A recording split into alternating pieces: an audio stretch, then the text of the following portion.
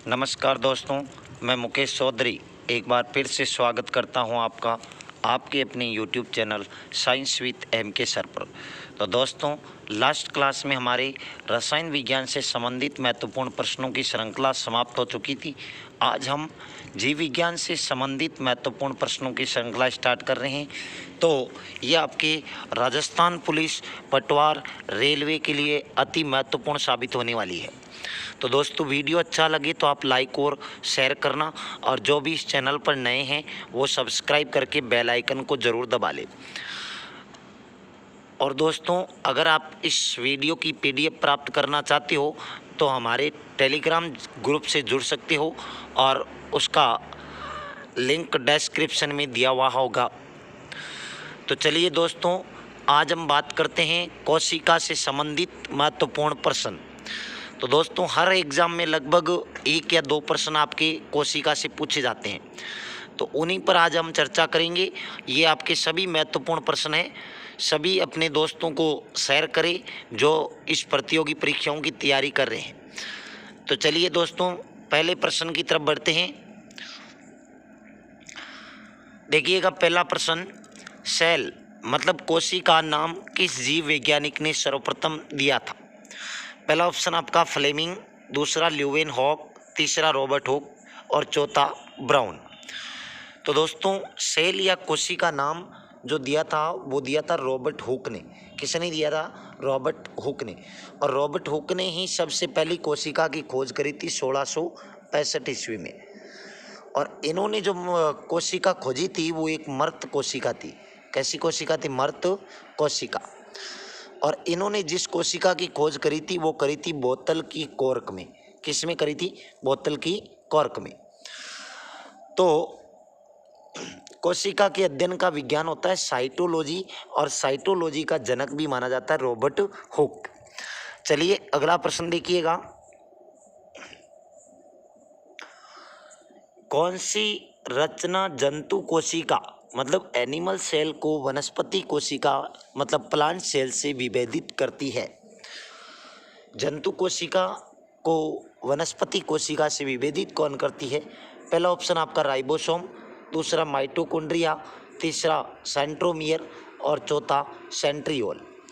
तो दोस्तों, आंसर देने की कोशिश करें। इसका सही आंसर होगा दोस्तों आपका सेंट्रियोल। मतलब इसको हिंदी में कहते हैं तारक काई। क्या कहते हैं? तारक काई। ये कोशिका में तारे के समान संरचना होती है। इसकी खोज करने वाला वॉन बेंडेन था। कौन था दोस्तों? वॉन बेंडेन। वॉन बेंडेन ने तारकाई की खोज करी थी। और ध्यान रखना, ये तारकाई केवल जंतु कोशिका में पाया जाता है। किस में पाया जाता है? जंतु कोशिका में। पादप कोशिका या वनस्पति कोशिका में नहीं होता। चलिए अगला प्रश्न देखिएगा, ये रहा तीसरा प्रश्न, कोशिका में राइबोसोम की अनुपस्थिति में कौन सा कार्य संपादित नहीं होगा? तो पहला ऑप्शन आपका श्वसन, दूसरा उत्सर्जन, तीसरा प्रोटीन संश्लेषण और चौथा कार्बोहाइड्रेट संश्लेषण। तो अगर हमारे कोशिका के अंदर राइबोसोम नहीं होगा तो कौन सा कार्य संपन्न नहीं होगा? आंसर दीजिए दोस्तों जल्दी से। इसका सही आंसर होगा दोस्तों आपका प्रोटीन संश्लेषण। राइबोसोम का काम होता है प्रोटीन का संश्लेषण करना। तो चलिए अगला प्रश्न देखिएगा, यदि माइटोकॉन्ड्रिया काम करना बंद कर दे तो कोशिका में कौन सा कार्य नहीं होगा? पहला भोजन का अवकरण, दूसरा भोजन का ऑक्सीकरण, तीसरा भोजन का पाचन और चौथा भोजन का अवशोषण। तो दोस्तों आंसर दीजिए जल्दी से। इसका सही आंसर होगा दोस्तों आपका भोजन का ऑक्सीकरण। भोजन का ऑक्सीकरण नहीं हो पाएगा यदि अगर माइटोकॉन्ड्रिया काम करना बंद कर देता है तो। इसलिए माइटोकॉन्ड्रिया को कोशिका का शक्ति गृह पावर हाउस कहते हैं। क्या कहते हैं? शक्ति गृह पावर हाउस कहा जाता है। और माइटोकॉन्ड्रिया को ही कोशिका का श्वसन स्थल भी कहते हैं। क्या कहते हैं? श्वसन स्थल। ये ध्यान रखिएगा, बहुत बार पूछे जाते हैं एग्जाम में। चलिए अगला प्रश्न देखिएगा, ये आ गया दोस्तों, अभी अभी बताया आपको कि कोशिका का ऊर्जा गृह सेल पावर हाउस किसे कहा जाता है। पहला ऑप्शन गोल्जी इकाई, दूसरा न्यूक्लियोलस, तीसरा माइटोकॉन्ड्रिया और चौथा राइबोसोम। तो कोशिका का शक्ति गृह, ऊर्जा गृह कहा जाता है आपके माइटोकॉन्ड्रिया को। किसको कहा जाता है? माइटोकॉन्ड्रिया को। चलिए अगला प्रश्न देखिएगा, कौन सबसे बड़ा कोशिकांग है? सबसे बड़ा कोशिका का अंग कौन सा है? पहला ऑप्शन आपका गुणसूत्र, दूसरा माइटोकॉन्ड्रिया, तीसरा प्लास्टिड और चौथा गोल्जी इकाई। तो दोस्तों आंसर देने की कोशिश करें। कोशिका का सबसे बड़ा अंग होता है आपका प्लास्टिड। प्लास्टिड जिसको अपन लवक कहते हैं। क्या कहते हैं? लवक। और लवक की खोज करने वाला हेकल था और लवक को नाम दिया था सिम्पर ने। और लवक अपने 3 प्रकार के होते हैं, हरित लवक, वर्णी लवक और अवर्णी लवक। तो चलिए अगला प्रश्न देखिएगा, कोशिका में प्रोटीन संश्लेषण, प्रोटीन सिंथेसिस कहाँ होता है? पहला ऑप्शन आपका गोल्जी इकाई, दूसरा राइबोसोम, तीसरा माइटोकॉन्ड्रिया में और चौथा सेंट्रोसोम में। तो प्रोटीन का संश्लेषण कहाँ पर होता है? आंसर देने की कोशिश करें दोस्तों जल्दी से। इसका सही आंसर होगा आपका राइबोसोम। राइबोसोम को प्रोटीन की फैक्ट्री कहा जाता है या फिर कोशिका का इंजन कहा जाता है। राइबोसोम को कोशिका का इंजन और प्रोटीन की फैक्ट्री कहते हैं क्योंकि ये प्रोटीन संश्लेषण का काम करता है। चलिए अगला प्रश्न देखिएगा, पादप कोशिकाओं का सबसे बाहरी आवरण कहलाता है। पहला ऑप्शन कोशिका झिल्ली, सेल मेम्ब्रेन, दूसरा कोशिका भित्ति, सेल वॉल, तीसरा टोनोप्लास्ट और चौथा अंतःप्रद्रवी जालिका, एंडोप्लाज्मिक रेटिकुलम। तो दोस्तों पादप कोशिकाओं का सबसे बाहरी आवरण जो होता है वो होता है कोशिका भित्ति। क्या होती है? कोशिका भित्ति, सेल वॉल होती है, ध्यान रखना। और जंतु कोशिका में सबसे बाहरी आवरण होता है कोशिका झिल्ली। चलिए अगला प्रश्न देखिएगा, वैसे ध्यान रखना कोशिका झिल्ली प्रोटीन और वसा की बनी होती है। किसकी बनी होती है? प्रोटीन और वसा की। और सेल वॉल बनी होती है सेल्यूलोज की। सेल्यूलोज होता है कार्बोहाइड्रेट। क्या होता है? कार्बोहाइड्रेट। तो अगला प्रश्न देखिएगा, डीएनए में कौन सा क्षारक नहीं पाया जाता? बहुत अच्छा प्रश्न, बहुत बार पूछा जाता है। पहला ऑप्शन आपका एडिनिन, दूसरा गवानीन, तीसरा थाइमिन और चौथा यूरेसिल। तो दोस्तों डीएनए में कौन सा क्षार नहीं पाया जाता? आंसर दीजिए जल्दी से। डीएनए में आपका यूरेसिल नहीं पाया जाता। कौन सा नहीं पाया जाता? यूरेसिल। दोस्तों क्लास अच्छी लग रही है तो आप लाइक और शेयर करते रहे बीच बीच में। तो देखो डीएनए में 4 क्षार होते हैं कुल। एक होता है एडिनिन, दूसरा गवानीन, तीसरा साइटोसिन और चौथा थाइमिन। ये 4 होते हैं तो आप इसको ए, जी और सी, टी से याद रख सकते हो। ध्यान रखना एडिनिन, गवानीन, साइटोसिन और थाइमिन, ये 4 क्षार पाए जाते हैं। आरएनए में भी 4 क्षार होते हैं। आरएनए में 4 क्षार होते हैं। देखो ए, जी, सी, यू, मतलब एडिनिन, गवानीन, साइटोसिन और यूरेसिल। मतलब थाइमिन के स्थान पर आरएनए में यूरेसिल आ जाता है। तो ये ध्यान रखना, बहुत बार पूछा जाता है। और डीएनए का पूरा नाम डीऑक्सी राइबोज न्यूक्लिक अम्ल होता है और आरएनए का होता है राइबोज न्यूक्लिक अम्ल। तो चलिए अगला प्रश्न देखिएगा दोस्तों, कौन सा कोशिकांग केवल पादप कोशिका में पाया जाता है? तो पहला ऑप्शन आपका कोशिका भित्ति, दूसरा लवक, तीसरा रिक्तिकाएं और चौथा उपयुक्त सभी। तो दोस्तों आंसर दीजिएगा,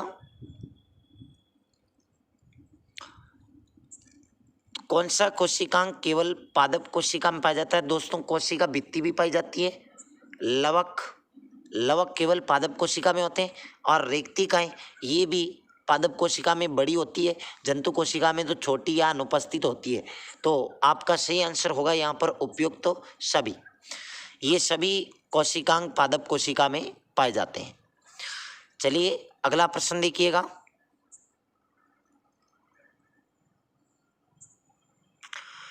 कोशिकीय श्वसन सेल्यूलर रेस्पिरेशन का सक्रिय स्थल है? तो अभी बताया था थोड़ी देर पहले दोस्तों आपको, कोशिकीय श्वसन का सक्रिय स्थल, पहला ऑप्शन गोल्जी काई, दूसरा माइटोकॉन्ड्रिया, तीसरा राइबोसोम और चौथा लाइसोसोम। तो कोशिकीय श्वसन की प्रक्रिया होती है आपके माइटोकॉन्ड्रिया में। कहाँ होती है दोस्तों? माइटोकॉन्ड्रिया। और माइटोकॉन्ड्रिया के मैट्रिक्स भाग में होती है। कहाँ पर होती है? माइटोकॉन्ड्रिया के मैट्रिक्स में। अभी पूछा गया था रेलवे में यह प्रश्न कि कोशिकीय श्वसन की प्रक्रिया माइटोकॉन्ड्रिया के किस भाग में होती है, तो आपका आंसर होगा मैट्रिक्स। चलिए अगला प्रश्न देखिएगा। अवर्णी लवक मुख्यतः पाए जाते हैं। अवर्णी लवक मुख्यतः पाए जाते हैं, पहला ऑप्शन जड़ों की कोशिकाओं में, दूसरा तनों की कोशिकाओं में, तीसरा पत्तियों की कोशिकाओं में और चौथा फूलों की कोशिकाओं में। तो अवर्णी लवक वहाँ पाए जाते हैं जहाँ सूर्य का प्रकाश नहीं पहुँचता। तो आंसर देने की कोशिश करें दोस्तों। इसका सही आंसर होगा आपका जड़ों की कोशिकाओं में। जड़ों की कोशिकाओं में पाए जाते हैं अवर्णी लवक। चलिए अगला प्रश्न देखिएगा। फूलों और बीजों को विभिन्न प्रकार के आकर्षक रंग प्रदान करता है। पहला ऑप्शन आपका ल्यूकोप्लास्ट, दूसरा क्रोमोप्लास्ट, तीसरा क्लोरोप्लास्ट और चौथा टोनोप्लास्ट। तो आंसर देने की कोशिश करें दोस्तों। इसका सही आंसर होगा दोस्तों क्रोमोप्लास्ट। क्रोमोप्लास्ट जो होता है ये फूलों और बीजों को विभिन्न प्रकार के आकर्षक रंग प्रदान करता है। तो चलिए अगला प्रश्न देखिएगा। कोशिका की आत्महत्या की थैली सुसाइडल पॉन्च ऑफ सेल कहलाता है। पहला ऑप्शन लाइसोसोम, दूसरा राइबोसोम, तीसरा न्यूक्लियोसोम और चौथा गोल्जी काई। बहुत अच्छा प्रश्न है, बहुत बार पूछा जाता है। सुसाइडल पॉन्च ऑफ सेल किसे कहा जाता है? आत्महत्या की थैली। तो इसका सही आंसर होगा दोस्तों आपका लाइसोसोम। लाइसोसोम की खोज करने वाला था डी डयूए। कौन था? डी डयूए। और लाइसोसोम एक थैलीनुमा संरचना होती है और इसका काम होता है पदार्थों का भक्षण करना। चलिए अगला सवाल देखिएगा। कोशिका द्रव्य साइटोप्लाज्म में उपस्थित महीन शाखित झिल्लीदार और अनियमित कोश नलिकाओं का घना जाल क्या कहलाता है? तो पहला ऑप्शन देखिएगा गोल्जी काई, दूसरा माइटोकॉन्ड्रिया, तीसरा राइबोसोम और चौथा अंतःप्रद्रवी जालिका। तो दोस्तों आंसर दीजिए जल्दी से। इसका सही आंसर होगा एंडोप्लाज्मिक रेटिकुलम अंतःप्रद्रवी जालिका। और इस अंतःप्रद्रवी जालिका की खोज करने वाला था पोल्टर। कौन था दोस्तों? पोल्टर ने अंतःप्रद्रवी जालिका की खोज करी थी। चलिए अगला प्रश्न देखिएगा। कोशिका विभाजन की अवस्थाओं का सही क्रम है। बहुत बार पूछा जाता है। पहला option prophase, anaphase, telophase, metaphase, दूसरा मेटाफेज, प्रोफेज, एनाफेज, टीलोफेज और तीसरा प्रोफेज, मेटाफेज, एनाफेज, टीलोफेज और चौथा प्रोफेज, टीलोफेज, मेटाफेज, एनाफेज। तो कोशिका विभाजन की अवस्थाओं का सही क्रम क्या होता है? आंसर दे जल्दी से दोस्तों। इसका सही आंसर होगा आपका सी। कोशिका विभाजन की सही अवस्थाएं होती है प्रोफेज, मेटाफेज, एनाफेज और टीलोफेज। तो आप इसको याद रख सकते हो PMAT से। किससे याद रख सकते हो? PMAT। PMET होता है ना, PMT। तो उसी प्रकार PMAT से आप इसको याद रखना, कोशिका विभाजन की अवस्थाओं का क्रम। P का मतलब प्रोफेज, M मतलब मेटाफेज, A मतलब एनाफेज, T मतलब टीलोफेज। चलिए अगला प्रश्न देखिएगा। अंतःप्रद्रवी जालक एंडोप्लाज्मिक रेटिकुलम की खोज किसने की थी? पहला ऑप्शन आपका शोटन ने, दूसरा पोल्टर ने, तीसरा वाटसन ने और चौथा रॉबर्ट ने। ये दोस्तों यहाँ पर नहीं है कुछ भी। तो अंतःप्रद्रवी जालिका की खोज करने वाला कौन था? इसका सही आंसर होगा दोस्तों आपका पोल्टर। अभी थोड़ी देर पहले ही आपको बताया था। तो वीडियो अच्छा लग रहा है तो आप शेयर कर सकते हो इसको। चलिए अगला प्रश्न देखिएगा। इलेक्ट्रॉन सूक्ष्मदर्शी डिस्कवरी ऑफ इलेक्ट्रॉन माइक्रोस्कोप की खोज सर्वप्रथम किसने किया था? तो पहला ऑप्शन आपका नॉल व रस्का, दूसरा स्लाइडेन व स्वान, तीसरा फ्लेमिंग एवं ब्राउन और चौथा वाटसन एवं क्रिकनी। तो दोस्तों आंसर दीजिएगा। इसका सही आंसर होगा दोस्तों आपका नॉल और रस्का ने। नॉल और रस्का ने इलेक्ट्रॉन सूक्ष्मदर्शी की खोज करी थी। चलिए अगला प्रश्न देखिएगा। वास्तविक केंद्रक रियल न्यूक्लियस किसमें उपस्थित होता है? पहला ऑप्शन आपका जीवाणु में, दूसरा हरे शैवालों में, ग्रीन एल्गी में, तीसरा कवकों में और चौथा लाइकेनों में। तो आंसर दे जल्दी से दोस्तों। वास्तविक केंद्र रियल न्यूक्लियस आपके होता है जीवाणु में। किसमें होता है? जीवाणु में। चलिए अगला प्रश्न देखिएगा। सर्वाधिक संख्या में गुणसूत्र क्रोमोसोम पाया जाता है? पहला ऑप्शन गन्ना में, दूसरा आलू में, तीसरा मनुष्य में और चौथा ऑफियोग्लोसस में। तो दोस्तों इसका सही आंसर होगा आपका ऑफियोग्लोसस। ऑफियोग्लोसस में सबसे ज़्यादा गुणसूत्र पाए जाते हैं। वैसे सबसे ज़्यादा गुणसूत्र अगर ऑप्शन में अपने टेरिडोकाइट्स होता, टेरिडोकाइट्स, तो टेरिडोकाइट्स में पाए जाते हैं सबसे ज़्यादा गुणसूत्र। लगभग 1300 से 1600 गुणसूत्र होते हैं। कितने होते हैं? 1300 से 1600। मनुष्य में ध्यान रखना, मनुष्य में 46 गुणसूत्र होते हैं, मतलब 23 जोड़ी गुणसूत्र। चलिए अगला प्रश्न देखिएगा। कोशिका का जीवित अंश मतलब जीव द्रव्य कहलाता है, ये किससे बना होता है? पहला केवल कोशिका द्रव्य से, दूसरा कोशिका द्रव्य व केंद्रक द्रव्य, तीसरा केवल केंद्रक द्रव्य और चौथा कोशिका द्रव्य, केंद्रक द्रव्य एवं अन्य कोशिकांग। तो दोस्तों कोशिका का जीवित अंश जीव द्रव्य किससे बना होता है? आंसर दीजिए जल्दी से। इसका सही आंसर होगा दोस्तों आपका डी, कोशिका द्रव्य, केंद्रक द्रव्य और अन्य कोशिकांग। चलिए अगला प्रश्न देखिएगा। कौन सा अंगक प्राय जंतु कोशिका एनिमल सेल में उपस्थित नहीं होता है? पहला ऑप्शन आपका गोल्जी काई, ये नहीं है दोस्तों इसके आगे। दूसरा पहला ऑप्शन लवक, दूसरा गोल्जी काई, तीसरा माइटोकॉन्ड्रिया और चौथा अंतःप्रद्रवी जालक। तो कौन सा कोशिकांग जंतु कोशिका में नहीं होता? आंसर दीजिए जल्दी से दोस्तों इसका। इसका सही आंसर होगा आपका लवक, मतलब जिसको प्लास्टिड कह दें, ये जंतु कोशिका में नहीं होता, केवल और केवल पादप कोशिका में पाया जाता है। चलिए अगला प्रश्न देखिएगा।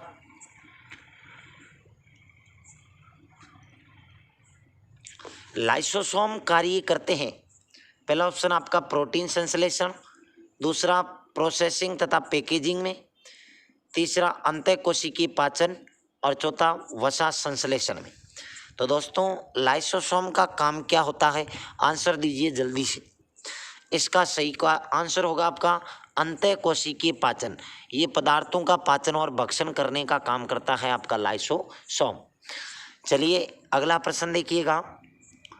कोशिका भित्ति सेल वॉल होती है? पहला ऑप्शन आपका पारगम्य, दूसरा अर्ध पारगम्य, तीसरा चयनात्मक पारगम्य और चौथा अपारगम्य। तो दोस्तों आंसर दीजिएगा। इसका सही आंसर होगा आपका पारगम्य। कोशिका भित्ति पारगम्य होती है और कोशिका झिल्ली अर्ध पारगम्य चयनात्मक झिल्ली होती है। चलिए अगला प्रश्न देखिएगा। माइटोकॉन्ड्रिया का भीतरी वलन कहलाता है? माइटोकॉन्ड्रिया के भीतर जो वलन बने हुए होते हैं वो क्या कहलाते हैं? पहला ऑप्शन क्रिस्टी, दूसरा ऑक्सीसोम्स, तीसरा मैट्रिक्स और चौथा माइक्रोसोम्स। तो दोस्तों आंसर दीजिएगा जल्दी से। इसका सही आंसर होगा आपका क्रिस्टी। माइटोकॉन्ड्रिया में जो वलन बने होते हैं अंदर की तरफ, उनको अपन क्रिस्टी कहते हैं। चलिए अगला प्रश्न देखिएगा। माइटोकॉन्ड्रिया किसमें अनुपस्थित होता है? पहला ईस्ट, दूसरा कवक, तीसरा जीवाणु और चौथा हरे शैवाल। तो दोस्तों आंसर दीजिएगा। माइटोकॉन्ड्रिया किसमें नहीं पाया जाता? तो इसका सही आंसर होगा आपका जीवाणु। बैक्टीरिया के अंदर माइटोकॉन्ड्रिया नहीं पाया जाता। चलिए अगला प्रश्न देखिएगा। जीवद्रव्य शब्द प्रोटोप्लाज्म वर्ड का प्रयोग सर्वप्रथम किसने किया था? पहला ऑप्शन आपका डार्विन, दूसरा पोर्किंजे, तीसरा जॉन रे और चौथा हैचिसन। तो इसका सही आंसर देने की कोशिश करें दोस्तों जल्दी से। इसका सही आंसर होगा आपका पोर्किंजे। पोर्किंजे है, यहाँ पर पोनकिंजे नहीं है। तो जीवद्रव्य शब्द का प्रयोग सर्वप्रथम पोर्किंजे ने किया था।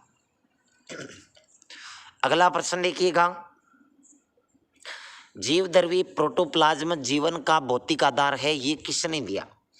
पहला ऑप्शन आपका हेनरी, दूसरा लेमार्क, तीसरा हेक्सले और चौथा ट्रेविरेंस। तो दोस्तों आंसर दे। इसका सही आंसर होगा दोस्तों आपका हेक्सले। हेक्सले ने कहा था जीवद्रव्य जीवन का भौतिक आधार है। चलिए अगला प्रश्न देखिएगा, डीएनए के द्विहेक्सीय प्रारूप डीएनए सीक्वेंसिंग को पहली बार किसने प्रस्तावित किया था? द्विकुंडलित मॉडल कह सकते हैं इसको। तो पहला ऑप्शन आपका वाटसन और क्रिक, दूसरा फिशर और हाल्डानी, तीसरा लेमार्क और डार्विन और चौथा ह्यूगो डी ब्रिज। तो दोस्तों डीएनए का डबल हेलिक्स मॉडल या हेलिक्स प्रारूप जो दिया था वो दिया था वाटसन और क्रिक ने, ध्यान रखना, बहुत बार पूछा जाता है। चलिए अगला प्रश्न देखिएगा, न्यूक्लियस की खोज डिस्कवरी ऑफ न्यूक्लियस सर्वप्रथम किसने खोजा था? पहला ल्यूवेनहॉक, दूसरा सवान, तीसरा होप मिस्टर, चौथा ब्राउन। तो दोस्तों आंसर दे जल्दी से, बहुत बार पूछा जाता है न्यूक्लियस की खोज। तो इसका सही आंसर होगा आपका ब्राउन। रॉबर्ट ब्राउन ने 1831 में न्यूक्लियस की खोज करी थी, कोशिका के केंद्रक की खोज करी थी। चलिए अगला प्रश्न देखिएगा, कोशिका की क्रियात्मक गतिविधियां सेल एक्टिविटी नियंत्रित होती है किसके द्वारा? तो पहला ऑप्शन आपका केंद्रिका द्वारा, दूसरा माइटोकॉन्ड्रिया, तीसरा जीवद्रव्य और चौथा केंद्रक द्वारा। तो इसका आंसर दीजिएगा जल्दी से दोस्तों, कोशिका की क्रियात्मक गतिविधियां किसके द्वारा नियंत्रित होती है? तो इसका सही आंसर होगा आपका केंद्रक के द्वारा, और केंद्रक की खोज रॉबर्ट ब्राउन ने की थी। केंद्रक को कोशिका का मस्तिष्क कहते हैं, कोशिका का मास्टरमाइंड भी कहते हैं, कोशिका का प्रमुख अंग भी जाना जाता है ये केंद्रक, क्योंकि कोशिका विभाजन की प्रक्रिया केंद्रक से ही शुरू होती है। चलिए अगला प्रश्न देखिएगा, गुणसूत्र शब्द क्रोमोसोम वर्ड सर्वप्रथम किसने प्रयोग किया था? पहला आपका होप मिस्टर, दूसरा वाल्डेयर, तीसरा सूटन और चौथा वेगनर। तो गुणसूत्र शब्द का सर्वप्रथम प्रयोग करने वाले थे आपके वाल्डेयर। कौन थे? वाल्डेयर, डब्ल्यू वाल्डेयर ने इसका प्रयोग किया था। चलिए अगला प्रश्न देखिएगा, लाइसोसोम में पाया जाने वाला वह एंजाइम जिनमें जीवद्रव्य प्रोटोप्लाज्म को घुला देने या नष्ट कर देने की क्षमता होती है वह क्या कहलाता है? तो पहला ऑप्शन सेल सेप, दूसरा साइटोप्लाज्म, तीसरा न्यूक्लियोप्लाज्म और चौथा हाइड्रोलाइटिक एंजाइम। तो लाइसोसोम में वह एंजाइम जो जीवद्रव्य को घुला देता है या नष्ट कर देता है वो एंजाइम कौन सा है? तो आंसर दीजिएगा जल्दी से। इसका सही answer hydrolytic enzyme. Hydrolytic enzyme होता है, ये जीवद्रव्य को घुला देता है या फिर नष्ट कर देता है। चलिए अगला प्रश्न देखिएगा, 80% से अधिक सेल कोशिका में पाया जाने वाला पदार्थ है। पहला प्रोटीन, दूसरा चर्बी, तीसरा खनिज और चौथा जल। तो दोस्तों आंसर दीजिएगा इसका सही आंसर होगा आपका जल। H2O होता है कोशिका में सबसे ज़्यादा मात्रा में पाया जाने वाला पदार्थ। चलिए अगला प्रश्न देखिएगा, किसने यह अवधारणा प्रस्तुत की थी कि सभी जीव कोशिकाओं के बने हुए हैं? बहुत अच्छा प्रश्न है। पहला ऑप्शन आपका पहला पॉइंट पास्चर, दूसरा स्लाइडेन, तीसरा रॉबर्ट हुक और चौथा टी स्वान। अब कोड शब्द है आपके लिए, पहला ऑप्शन केवल 2, दूसरा एक और 2, तीसरा 2 और 3 और चौथा 2 और 4। तो आंसर दीजिएगा दोस्तों, इसका सही आंसर होगा आपका 2 और 4 स्लाइडेन और स्वान ने दिया था, कहा था कि सभी जीव कोशिकाओं से बने हुए हैं। ये कोशिका सिद्धांत है जो स्लाइडेन और स्वान ने दिया था। चलिए अगला प्रश्न देखिएगा, कोशिका की खोज किसने व कब की थी? पहला स्ट्रासबर्गर 1675 में, दूसरा रॉबर्ट हुक 1665 में, और तीसरा वाटसन 1660 में, और चौथा फ्लेमिंग 1662 में। तो इसका आंसर दीजिएगा जल्दी से। इसका सही आंसर होगा दोस्तों आपका रॉबर्ट हुक 1665 में। कोशिका की खोज रॉबर्ट हुक ने 1665 में करी थी और वो एक मर्त कोशिका थी। चलिए अगला प्रश्न देखिएगा, गोल्जी इकाई का प्रमुख कार्य है? पहला श्वसन रेस्पिरेशन, दूसरा कोशिका विभाजन शुरू करना सेल डिवीजन, तीसरा पाचक रस उत्पन्न करना जनरेटिंग डाइजेस्टिव, और चौथा स्त्रावी मतलब स्टेरॉइड। तो गोल्जी इकाई का प्रमुख कार्य होता है आपका स्त्राव करने का। किसका होता है? स्त्राव करने का, स्टेरॉइड करने का होता है, पदार्थों का स्त्राव करता है। इसलिए गोल्जी इकाई को यातायात प्रबंधक कहते हैं। कोशिका का यातायात प्रबंधक कहा जाता है। और इस गोल्जी इकाई की खोज करने वाला था कैमिलो गोल्जी। चलिए अगला प्रश्न देखिएगा, कौन सा कोशिकांग सेल ऑर्गेनेलिजेज डीएनए मतलब डीऑक्सी राइबोज न्यूक्लिक एसिड रखता है? तो पहला ऑप्शन आपका माइटोकॉन्ड्रिया, दूसरा गोल्जी इकाई, तीसरा लाइसोसोम, चौथा कोशिका झिल्ली। मतलब कौन सा कोशिकांग डीएनए रखता है, मतलब किसके पास में डीएनए होता है? तो आपका सही आंसर होगा माइटोकॉन्ड्रिया। माइटोकॉन्ड्रिया में स्वयं का डीएनए होता है, इस कारण इसमें स्व प्रतिकृति की क्षमता होती है। कौन सी क्षमता? स्व प्रतिकृति, मतलब ये खुद का निर्माण खुद कर लेता है। चलिए अगला प्रश्न देखिएगा, कौन सा कोशिकांग प्रोटीन संश्लेषण में प्रमुख भूमिका निभाता है? पहला लाइसोसोम और सेंट्रोसोम, दूसरा एंडोप्लाज्मिक रेटिकुलम और राइबोसोम, तीसरा गोल्जी उपकरण और माइटोकॉन्ड्रिया, और चौथा लाइसोसोम और माइटोकॉन्ड्रिया। तो दोस्तों आंसर दीजिएगा, बहुत अच्छा प्रश्न है, बहुत बार पूछा जाता है। इसका सही आंसर होगा दोस्तों आपका बी, एंडोप्लाज्मिक रेटिकुलम और राइबोसोम। इनके पास में प्रोटीन संश्लेषण की प्रमुख भूमिका होती है। चलिए अगला प्रश्न देखिएगा, प्रोग्राम सेल डेथ पीसीडी का कोशिकीय एवं आणविक नियंत्रण सेल एंड मॉलिक्यूलर कंट्रोल क्या कहलाता है? पहला आपका एपोप्टोसिस, दूसरा एजिंग, तीसरा डीजेनरेशन, और चौथा नेक्रोसिस। तो इसका सही आंसर होगा आपका एजिंग। क्या होगा? एजिंग। एजिंग क्या होता है? ये उम्र बढ़ने के साथ होता है। तो इसके कारण क्या होता है, हमारे शरीर में जल्दी थकान होने लग जाती है, मांसपेशियां कमज़ोर हो जाती है, वो होता है आपका एजिंग। तो चलिए दोस्तों, ये थे आपके 40 महत्वपूर्ण कोशिका से संबंधित प्रश्न। इनमें से आपका एक प्रश्न जरूर पूछा जाएगा, तो इसको अच्छी तरह पढ़ लीजिएगा दोस्तों। तो फिर मिलते हैं हम जल्दी अगली क्लास में। तब तक के लिए जय हिंद दोस्तों, नमस्कार।